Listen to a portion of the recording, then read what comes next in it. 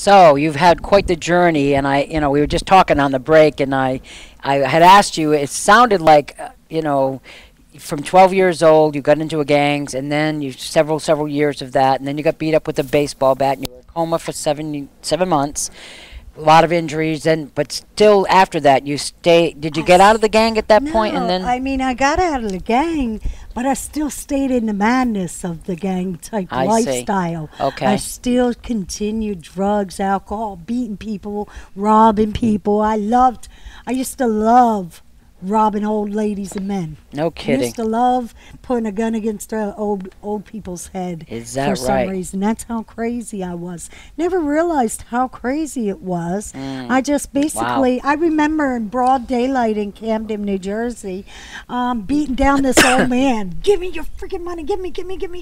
Wow. And there's people surrounding me saying, let that man alone. I grab his money and run. Wow. And that was to get the drugs. The money was for the drugs. This is just like, it Wow. just went on and on. You ever go to jail? I mean, I'm just curious about. I've been to jail several times. I've been in jail for contempt of murder charge. I stabbed a man 6 times. Wow.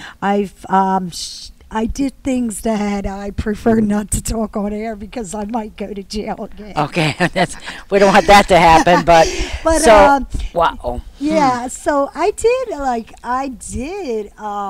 things that I don't regret today because I think that it was a journey that I had to go through to be. But where what about I the am victims? I mean, today. you must. I feel sorry. I really Yeah, do. yeah. It was terrible. Mhm. I pray for them today.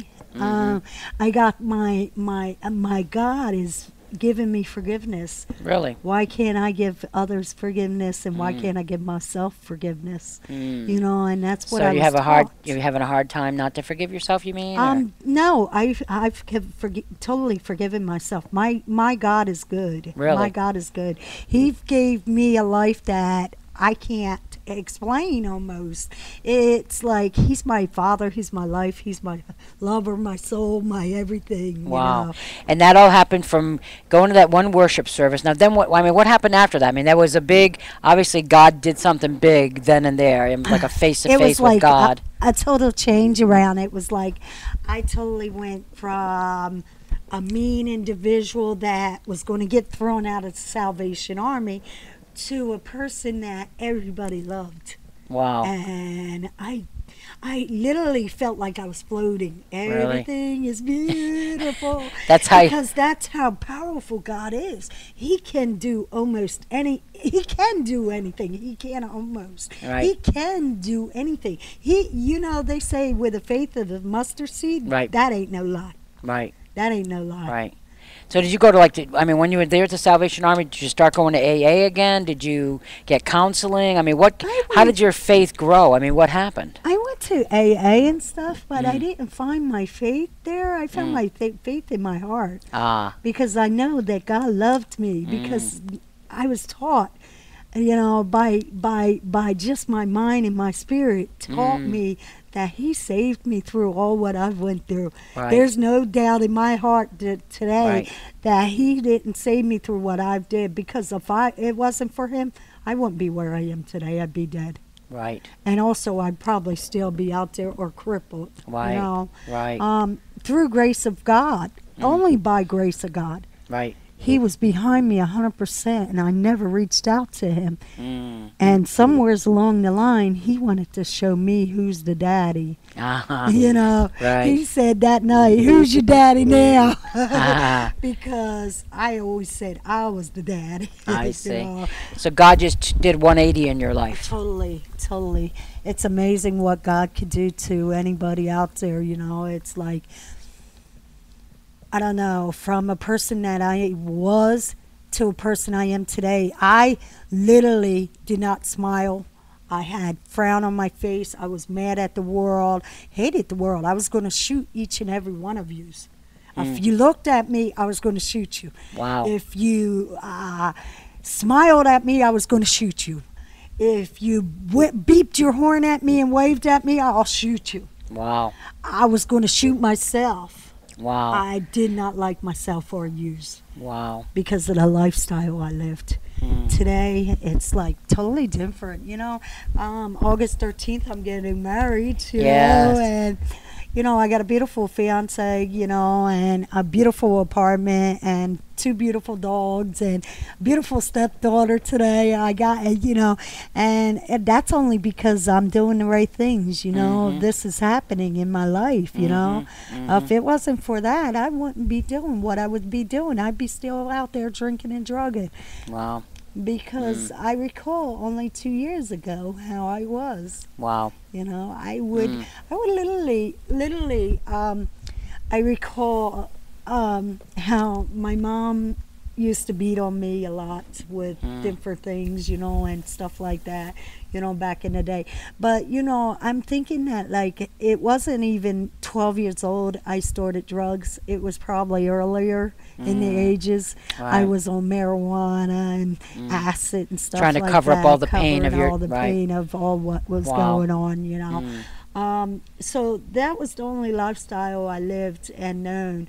I like I said, Pastor, the only thing I really want to reach out, to the kids out there and tell them that they don't have to live the lifestyle I did, because you might not make it. They might not make it. I was blessed to be able to make it. Maybe I was blessed for a reason. That's maybe to reach out to a child and say, hey, listen, take God's hands. Right. Because you might not make it. You might be the one that's going to end up dead. Right. How do you suppose you could reach kids? 'Cause I'm wondering, how could somebody have reached you? That's always a puzzling part for me, because we want to reach kids too. We feel reach everybody, and so many people don't believe in God or don't think God can change them. And how do you think we can do that? I mean, what's your? I personally, I wouldn't shove God all the time in their faces, right? Especially the ones that been abused and don't believe in God. Right. I do believe in telling them about spirituality. Okay. And hey, listen, there is a God. If you don't believe in a God, put it as good orderly directions, or something like that. I would try to buttercoat it to where they would understand a little more, and try to go down to their level, the child's level, because a lot of times children are what they are because of the parents. Oh, sure. I believe that deeply. I came out to be the way I was because my mom. I deeply do, because my mom didn't give me the love and attention that I needed. Right.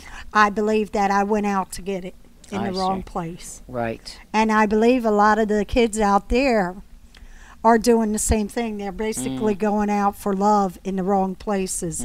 They're basically getting their love from their friends that are giving them drugs. Right. And they think that's cool. Right. To be a part of it. And it's basically peer pressure. Peer pressure could bring most of us down. Sure. If you want to be a part of something and you're not getting love at home, peer pressure could bring most of us down, And as a child, we just want to be loved. Right. If we could just bring our child and play games with our child and show them that they're loved and give them attention that they need. Right. I don't think that they would turn out to be a lot as bad as they turn out. Some kids turn out. Right. But I truly believe that some of the parents out there, when they send their kids off with $1, $2, go, and send their kids off. I mean, I basically believe that's because they want to do drugs and alcohol themselves.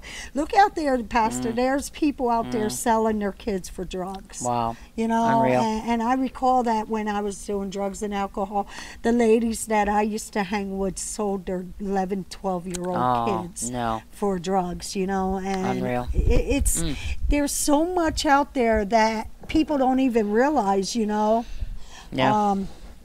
there's so much out there people don't even realize how drugs can take somebody and stuff, and that the love, the unconditional love, that if you give it to the child, how it will keep the child in the house. Wow. I believe that deeply. Wow.